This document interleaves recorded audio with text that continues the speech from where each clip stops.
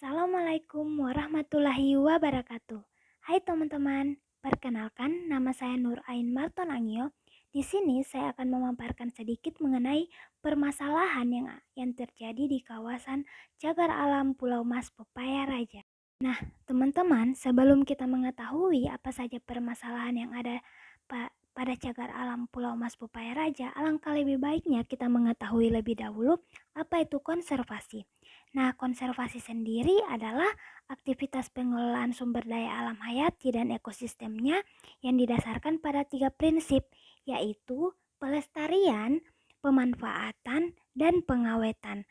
Nah, konservasi sumber daya hayati sendiri yaitu pengelolaan sumber daya alam hayati yang pemanfaatannya itu dilakukan secara bijaksana untuk menjamin kesinambungan persediaannya. Nah, dengan tetap memelihara dan meningkatkan kualitas keanekaragaman lainnya. Nah, teman-teman, kategori konservasi sendiri itu terbagi dalam beberapa, yaitu pertama, punah, yang kedua, punah di alam, yang ketiga, kritis, yang keempat, terancam, yang kelima, rentan, yang keenam, hampir terancam, yang ketujuh, resiko relatif kecil, dan yang kedelapan, tidak dievakuasi. Nah, untuk tujuan konservasi sendiri yaitu diantaranya untuk terjaganya kondisi alam beserta lingkungannya, yang berarti di mana upaya konservasi sendiri ini dilakukan dengan memelihara agar kawasan konservasi tersebut tidak rusak. Nah, yang kedua itu terhindarnya dari bencana yang diakibatkan oleh adanya perubahan alam, yang berarti di mana adanya gangguan-gangguan yang dialami oleh fauna dan ekosistemnya.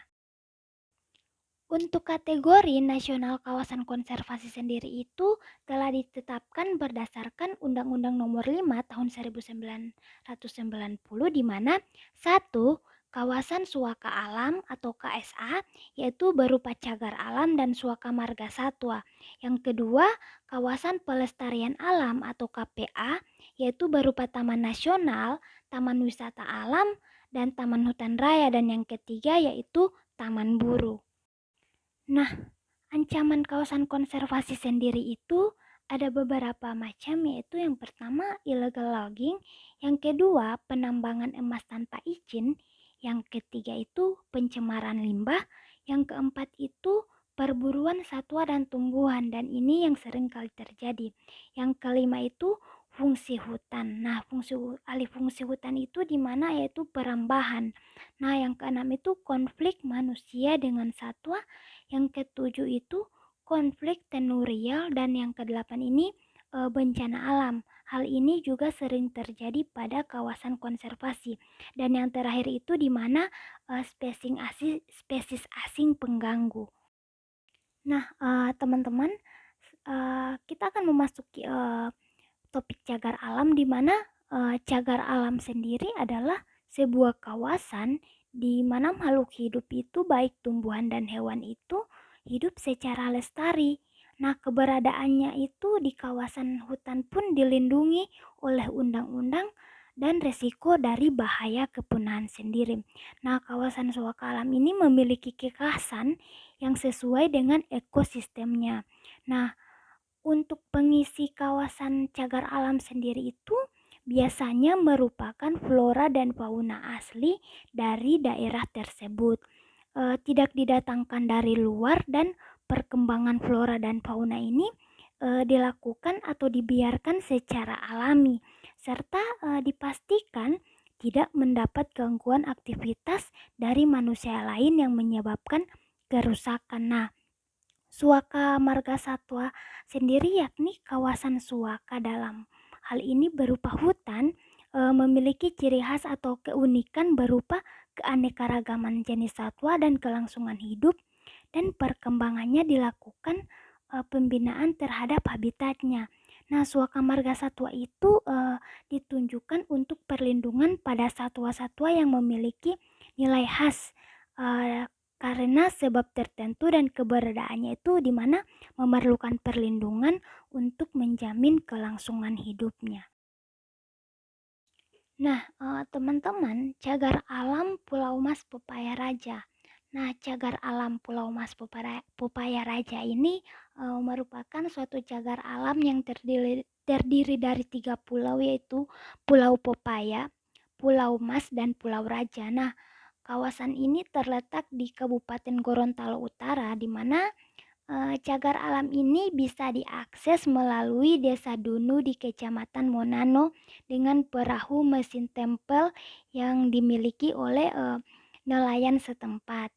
Nah, total luasnya ini sekitar 160 hektar, di mana Pulau Raja itu memiliki luas terbesar yaitu 158 hektar.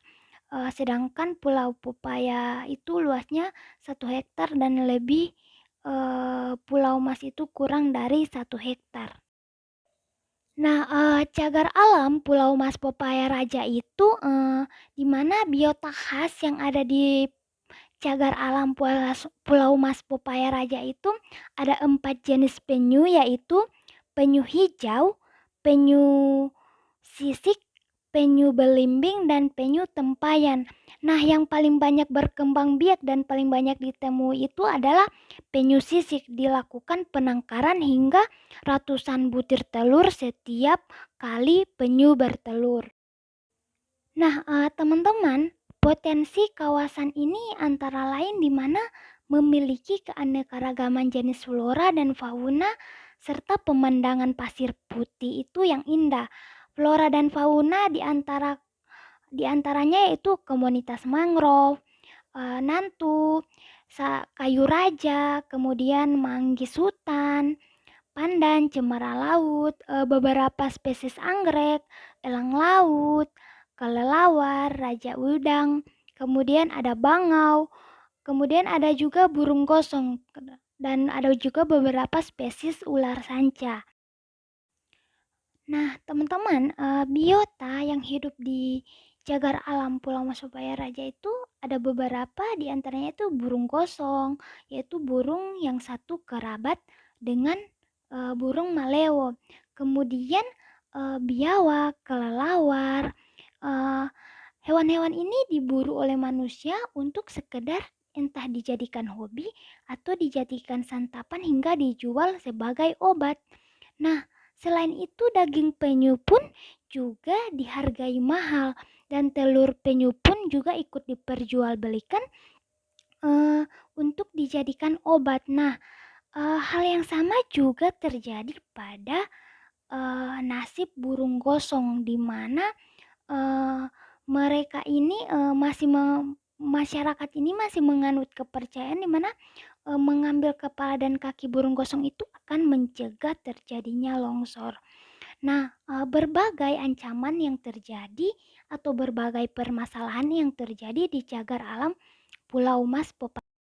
Nah, permasalahan yang terjadi baik permasalahan sosial, ekonomi, politik, dan yang lainnya yang terjadi di cagar alam Pulau Mas Pepaya Raja itu ada berbagai macam. Salah satu contohnya itu akses menuju pulau tersebut, di mana belum bisa dilewati oleh transportasi umum seperti mobil atau kendaraan bermotor, yaitu kita harus menggunakan katintin dari masyarakat setempat untuk menyeberang pulau tersebut. Dan kemudian mungkin masih ada, menurut saya mungkin masih ada masyarakat tertentu yang melanggar